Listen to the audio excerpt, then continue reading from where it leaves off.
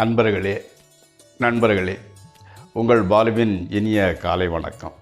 இன்று 14/4/2024 சித்திரை மாதம் 1ஆம் தேதி, அதாவது தமிழ் புத்தாண்டு. அது மதுரை, திருநெல்வேலி, கன்னியாகுமரி மாவட்டத்தில் சித்திரை விசுன்னு சொல்லுவாங்க. அதே மாதிரி வட மாவட்டங்களில் யுகாதின்னு சொல்லுவாங்க. எந்த பேர் வச்சு கூப்பிட்டா கூட தமிழ் புத்தாண்டு. ஓகே, உங்களுக்கு தமிழ் புத்தாண்டு நல்வாழ்த்துக்கள். சித்திரை மாதம் 1ஆம் தேதி ஞாயிற்றுக்கிழமை. இன்றைக்கி சஷ்டி திதி 11:44 வரையில் பகல். அதற்கு மேல் சப்தமி திதி. நட்சத்திரம் திருவாதிரை நட்சத்திரம். இன்று ராகு காலம் சாயங்காலம் 4:30 6 மணி வரை. அதே மாதிரி யமகண்டம் 12 1:30 வரை. நல்ல நேரம் காலையில் 7:30 to 8:30, சாயங்காலம் 3:00 to 4:30. அதே மாதிரி இன்றைக்கி சந்திராஷ்டமம் விருச்சிக ராசிக்காரங்களுக்கு. அதே மாதிரி கலர் பிங்க், மெரூன் கலர் போட்டால் மனசு அமைதியாக இருந்துக்கிட்டு இருக்கும். போடக்கூடாத கலர் ப்ளூ ஆர் பிளாக். அதே மாதிரி சாப்பிட வேண்டியது அந்த உளுந்த வடை சாப்பிட்டது நல்லது. நண்பர்களே, இப்பொழுது அந்த ராசியினோட கேரக்டர், இப்போ உதாரணத்துக்கு தனுசு லக்கணத்தில் உள்ள கேரக்டர் எப்படிங்கிறத பார்த்துட்டு அதற்கு பிறகு நம்ம ராசி பலன் நிகழ்ச்சிக்குள் செல்வோம். இப்போது அந்த தனுசு லக்கணங்கிறது அதை ஃபயரி சைன்னு சொல்லுவாங்க. நெருப்பு ராசி, உஷ்ணமான ராசி. அது மட்டும் இல்லாமல் அந்த ராசியில் தனுசு லக்கணத்தில் பிறந்தவங்களுக்கு ஒளி பொருந்திய கண்கள் ரொம்ப பிரைட்டாக இருக்கும். அதே மாதிரி அவங்களுக்கு சாந்தமானம், அதாவது பார்க்குறதுக்கு ஃபயரி சைனுங்கிறனால ஒளி பொருந்திய கண்களாக இருக்கும். அதே சமயத்தில் சாந்தமான பார்வை. அதாவது அதை என்ன சொல்லுவாங்க, அதாவது மற்றவங்களுக்கு அபயம் அளிக்கக்கூடியது. நான் இருக்கிற, நீ கவலைப்படாதன்னு சொல்லக்கூடிய மாதிரி ஒரு சாந்தமான பார்வை. முகம் கொஞ்சம் அகலமாக இருந்துக்கிட்டு இருக்கும். அதே மாதிரி சிந்தித்து யோசித்து முடிவெடுக்கக்கூடிய ஒரு மனநிலை உடையவங்க இந்த தனுசு லக்கணத்தில் பிறந்தவங்களுக்கு. அதே மாதிரி தோற்றம் ஒரு அப்பியரன்ஸ் நல்லா இருந்துக்கிட்டு இருக்கும். முடியும் ரொம்ப நல்லா ஸ்டைலாக வந்துக்கிட்டு இருக்கும். இவங்களுக்கு எப்படின்னா, எதாக இருந்தால் கூட தைரியமாக செஞ்சு முடிக்கக்கூடிய சாமர்த்தியம் வைப்பாங்க. அதே மாதிரி எந்த வேலையை கொடுத்தாலும் இதை வெற்றிகரமாக சீக்கிரம் செய்கிறது அப்படின்னு அந்த நுட்பத்தை புரிஞ்சுக்கிட்டு நல்லா சக்ஸஸ்ஃபுல்லாக செஞ்சு முடிக்கக்கூடிய சாமர்த்தியம் உடையவங்க இந்த தனுசு லக்கணத்தில் பிறந்திருக்கிறவங்க. இவங்க எப்படின்னா, குரல் சிம்ம குரல்னு சொல்லுவாங்க இல்லையா, அந்த மாதிரி குரல் நல்லா கணீர்னு இருந்துக்கிட்டு இருக்கும். அதே மாதிரி யாரையும் அவரை ஜெயிக்க முடியாது, எதிரிகளால் ஜெயிக்க முடியாது இவரை. ஓகே, இவங்களுக்கு எப்படின்னு கேட்டிங்கன்னா, வெளிப்படையாக தான் பேசுவார். இதில் உள்ள ஒரு பேச்சு வெளியே ஒரு பேச்சுங்கிறது கிடையாது. வெளிப்படையான பேச்சு உடையவர். அதே மாதிரி ஒரு செல்வமாக இருக்கணும், நல்லா இருக்கணும், 10 பேருக்கு உதவி பண்ணணும்னு நினைப்பார். அவரோட விருப்பமே அதுதான். அதே மாதிரி அந்த விருப்பங்களை நிறைவேற்றக்கூடிய சாமர்த்தியத்தையும் குரு பகவான் அவங்களுக்கு அளிக்கிறார். அதே மாதிரி இனிப்பில் கொஞ்சம் பிரியம் ஜாஸ்தி, ஸ்வீட் நிறையா சாப்பிடுவாங்க. அதே மாதிரி ஸ்பெக்குலேஷனில் போனால் அதனால் லாஸ் தான் வந்துக்கிட்டு இருக்கும். அதில் பெரிய அளவுக்கு சம்பாதிக்க முடியாது. ட்ரேடிங்காக இருக்கட்டும், இதாக இருக்கட்டும், எந்த ஸ்பெக்குலேஷன் துறையாக இருந்தால் கூட. அதே மாதிரி ஃபேமிலி லைஃப் இவங்களுக்கு நல்லா இருந்துக்கிட்டு இருக்கும். நல்ல குழந்தைகள் இருப்பாங்க. அதே மாதிரி குழந்தைகள் மனைவி அவங்க மேலே ரொம்ப ஒரு அஃபினிட்டி இருந்துக்கிட்டு இருக்கும். அதே மாதிரி எப்படின்னா, இவங்களுக்கு இவர் தனுசு லக்கணத்துக்காரங்க. தனுசு லக்கணத்தில் பிறந்த பெண்ணையே திருமணம் செய்து கொடுத்தால் வாழ்க்கை மிகப்பெரிய அதிர்ஷ்டமாக இருக்கும். அதில் மாற்றுக்கருத்தே கிடையாது. வெளிப்படையானவர். ஓகே, அப்போ இந்த தனுசு லக்கணத்துக்காரங்க கண்டிப்பாக செல்வந்தராக இருப்பார்கள். மத போதகர்கள், அதாவது எந்த மதமாக இருக்காரோ அதை இது பண்ணுறவங்க, பேங்கிங் செக்டாரு, ஆசிரியர்கள், இந்த மாதிரிப்பட்ட துறையில் ஈடுபடுறதுக்கு வாய்ப்பு நிறையாக இருந்துக்கிட்டு. ஸோ அடுத்து நம்ம இப்போ ராசி பலன் நிகழ்ச்சிக்கு செல்வோம். நண்பர்களே, இந்த ராசி பலன் நிகழ்ச்சி உங்களுக்கு பயனுடையதாக இருந்தால் அதை சப்ஸ்கிரைப் செய்யவும், நண்பர்களுடன் பகிர்ந்து கொள்ளவும், லைக் செய்யவும். செல்வோம் நிகழ்ச்சிக்கு.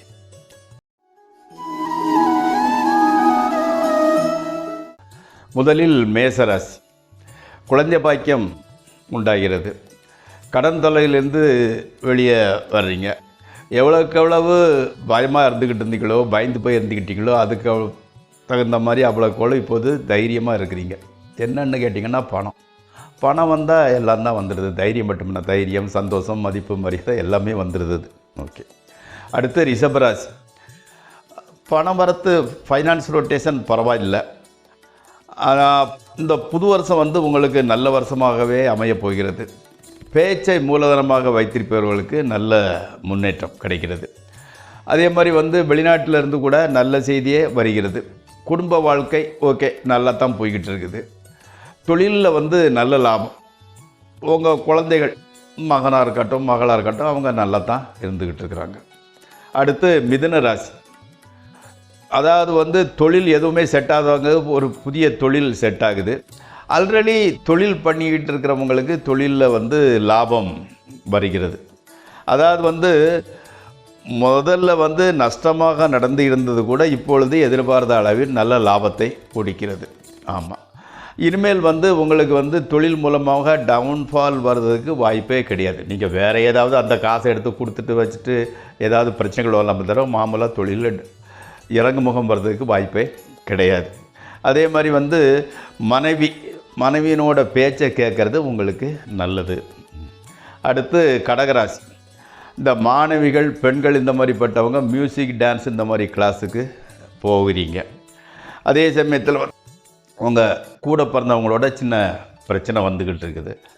அதனால் மனதில் வந்து கொஞ்சம் பிரச்சனை, டென்ஷன் ஜாஸ்தியாகிட்டு இருந்துக்கிட்டு இருக்குது.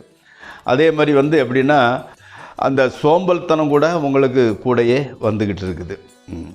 வெளிநாட்டுக்கு உண்டான முயற்சிகள் வந்து சக்ஸஸ் ஆகுது. உங்களுக்கு நல்ல வாய்ப்பு வருது, வெளிநாட்டு வாய்ப்பு. ஏற்கனவே வந்து இந்த கடகத்தை வந்து ஜலராசின்னு சொல்லுவாங்க. அப்போ வந்து இவங்களுக்கு இயற்கையாகவே வெளிநாட்டுக்கு போகிற, கடல் கடந்து போகிற வாய்ப்புகள் வந்து நல்லபடியாக வரும்.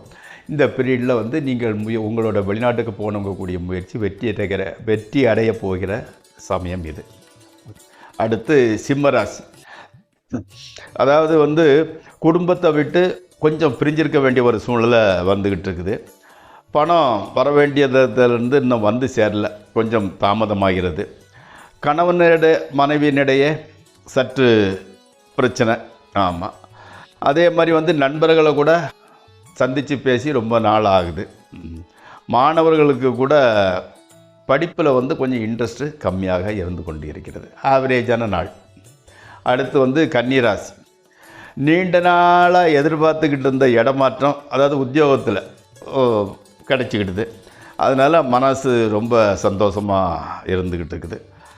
நரம்பு சம்பந்தப்பட்ட வியாதி கொஞ்சம் பிரச்சனை கொடுக்கறதுக்கு வாய்ப்பு இருந்துக்கிட்டு இருக்குது.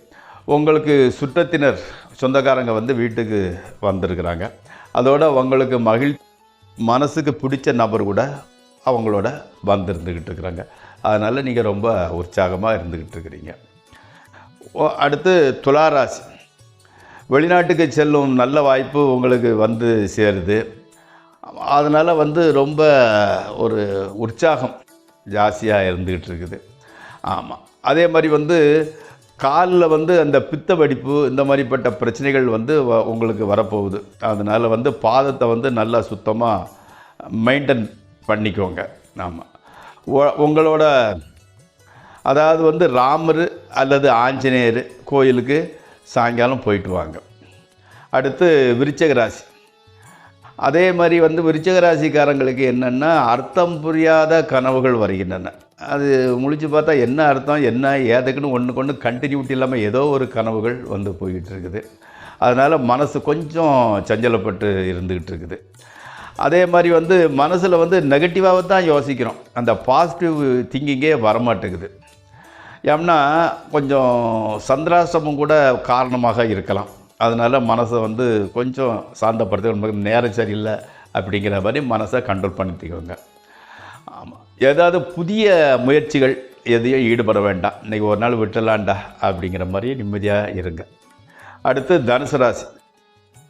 அழகான பெண்ணின் நட்பு கிடைக்கிறது. ஓகே.